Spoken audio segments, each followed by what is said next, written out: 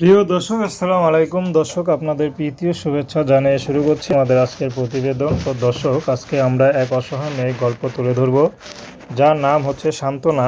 সান্ত্বনা দেখতে মাশাআল্লাহ সুন্দর। তো সান্ত্বনা সবসময় শান্তশিষ্টই থাকে, এজন্য হয়তো তার নাম রেখেছে সান্ত্বনা।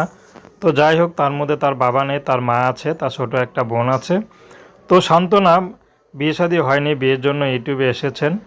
তো সান্ত্বনা যে বাসায় কাজ করে তার মামির বাসায়, মামার বাসায়, তো সে বাসায় কাজ করে যা পায় তা দিয়ে তাদের সংসার চলে। তো সান্ত্বনার মামি এদিক দিয়ে একটু ভালো আছে, কারণ জামা কাপড়, পুরনো জামা কাপড় থাকলে সান্ত্বনাকে দেয়, সান্ত্বনা পরে।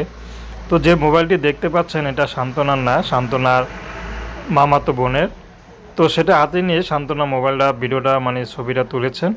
তো সান্ত্বনা ইউটিউবে এসেছে ভালো একটা জীবনসঙ্গীর আশায়। আসলে মা মামি ভালোবাসে ঠিকই, কিন্তু বিয়ে শাদী তো আর মা মামি দিবে না, বা এত টাকা কখনো দিয়ে তাকে বিয়ে শাদী দিবে না। তো এই জন্য সান্ত্বনা ইউটিউবে এসেছেন।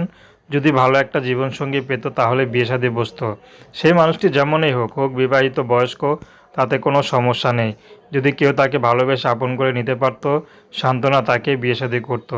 তার বয়স, চেহারা দেখার সান্ত্বনার সময় নেই, শুধু তার জীবনসঙ্গী হিসেবে সারা জীবন পাশে থাকলেই হবে। তো দর্শক, প্রেম, ভালোবাসা, সাহায্য, সহযোগিতা, বিয়ে শাদী করা একান্ত আপনাদের ব্যক্তিগত ব্যাপার। আসুন আমরা ৫ ওয়াক্ত নামাজ পড়ি, সর্বদাই দেশের সেবা।